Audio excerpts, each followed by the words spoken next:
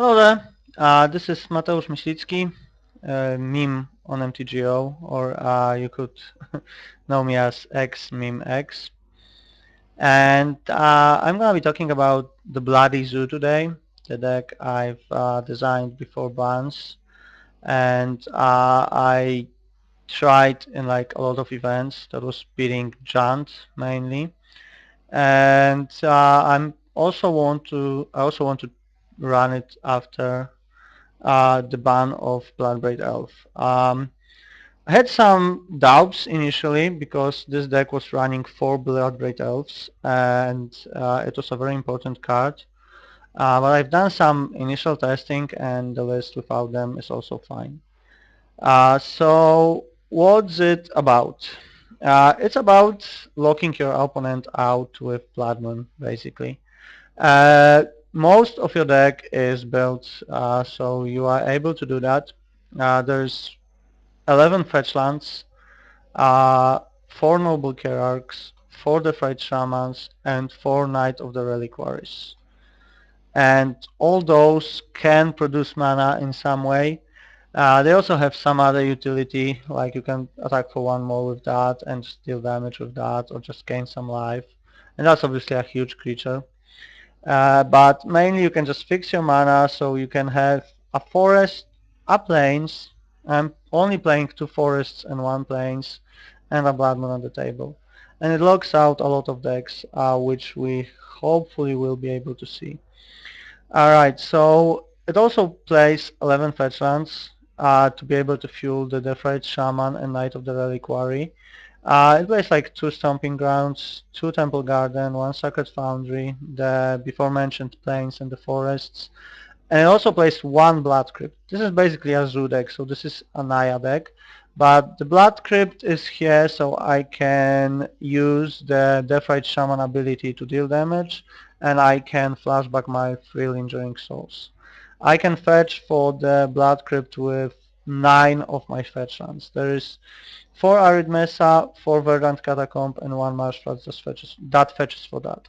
There's also 2 Mist-Rain Forest, and that's because this deck, as hopefully we will be able to see in the tournament, needs to have a basic forest on the table. It's very important. Uh, we can play under the Blood Moon with just the basic forest. We can't really play without it because then we also like forbidden from casting our stuff. And it's really risky to just cast the Blood Moon with only like Noble Hierarch on the table or the Deathrite Shaman because that gets killed easily, and the removal is mainly red or colorless like Dismember. So we're gonna be trying to have a basic forest on the table before casting the Blood Moon. Uh, the lands are topped up with 1 Raging Cavern, 1 Ghost Quarter, and 1 Gavoni Township. That's as little utility as possible for Knight of the Reliquary, and after a lot of testing I've cut it to only those. The 1 Gavoni Township is very important. I often fetch for it and just power up my army, and with Lingering Souls and a lot of Dorks, it's really good. The Ghost Quarter is mainly against the red-green Tron matchup. There's also 1 in the sideboard, mainly against them. It's also against Scapeshift, but Scapeshift is a good matchup. And despite having main deck Blood Moon, red-green Tron is a bad matchup because most of our creatures base on the graveyard. Like Defied Shaman is only a squire without it. Tarmogoyf is inexistent without graveyards, and Knight of the Reliquary becomes a 2-2 without graveyards. So the creatures are topped up by Lingering Souls, which I already mentioned. That's just some anti-creature protection. It's also not very bad with attacking. I was playing 2 before with 4 Bloodbait Elf. I'm now playing 3. 2 Fundamental Hellkite, which is very good in this deck. You can quite often cast it on turn 3. If you go like Noble Hierarch turn 1 and Knight of the Reliquary turn 2, or like Hierarch Deathrite, any combination, and then you just cast Fundamental Hellkite on turn 3, and that's a thing which, well, not a lot of decks can beat. There's also 1 Batterskull as a third 5 drop. That's an addition that was in the sideboard, but I'm expecting a lot of like creature decks. So don't not sure if it shouldn't be like third Phantom of Hellkite, but that could be just too much. There's also free Quasali Pride Mage. Some of the enchantments and artifacts in the game are very problematic for us, like Rest in Peace, like the people mentioned Relic of Progenitus, like the Oblivion Stone and red green. Also some sideboard cards are very helpful. So this is just a decent attacker and an utility creature. So we basically went through the creatures. There's 4 lightning bolt and 4 best lightning. Again, this is Azu deck. It has 8 mana dorks, and that also boosts our mana. So that's gonna be often doing 4 damage. I was winning matches before with casting 2 best lightnings with kicker. It's also just a burn for like turn 1 Death Right or turn 2 Confidant or like Noble Hierarch in the Kiki Jiki matchup. I think that removal is very good in the meta right now, which is basically shown by the success of the blue white red deck. There's 2 Blood Moon in the main deck. They used to be free, but I'm a bit afraid about the comeback of like Mono Red, Affinity, Twin, the decks that had like bad matchups with Giant, and people will be trying them out right now.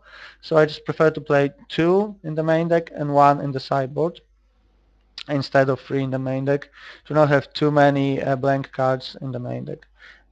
Against most of the decks, if they don't expect it, Blood Moon can really be a blowout. Like you can kill any black green X decks with it, like any Doran, Bug, Giant, very easily. There's also Sword of Light and Shadow. We're playing a lot of dorks, and we're also a bit behind on the race usually. So just getting back a dork or like a Kazali Pride Mage with that, and then just gaining 3 life is very good. I was trying other swords, but this one is just it just works the best way of the deck. Both abilities are very relevant. Okay, so let's go to the sideboard. I already mentioned Ghost Quarter. It's mainly against Tron. Tron is a very bad matchup. There's also a Blood Moon, also against them, and against any like multicolor deck. If you see Blue Eyed Red, if you see Bug, if you see Doran, if you see Giant, if you see anything like that, you just side in Blood Moon and then you just try to cut them out. This two ley line of Sanctity, I used to play 3. I think that that's just a meta call. If there's gonna be like a lot mono red, because that card mainly goes against mono red. Mono red is a bad matchup for this deck. Pre-board, if he has like a normal draw, you're usually dead. So Leyline is mainly against them. It's also adding to the number of hate you play against any combo like eggs or pyromancer ascension, pyromancer ascension. You just want to have that and like that against eggs, and then a spell kite, and then you just hope they're not gonna have enough bounce to just get rid of all this. There's another battle skull against like creature matchups. There's 3 Stony Silence, which I already mentioned. I'd really sometimes play 4. They are very good against most of the matchups that I find bad. They are good against Affinity. They are good against Urgitron. They are really good against eggs. So they're good against a lot of matchups. You really want that card often. Uh, on the other hand, there are matchups where I sometimes side them in, sometimes not. I'm not sure about siding them in against like Melira pods. I will side like 2 against Kiki pods, so not always sure about them. Okay, one just escaped, but there's like 3. Right. Let's bring it back. Okay.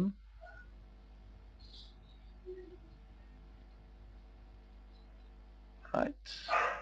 So let's just go through the rest of the cards. One Crozan Grip, I'm just testing it. I want to see if it's good.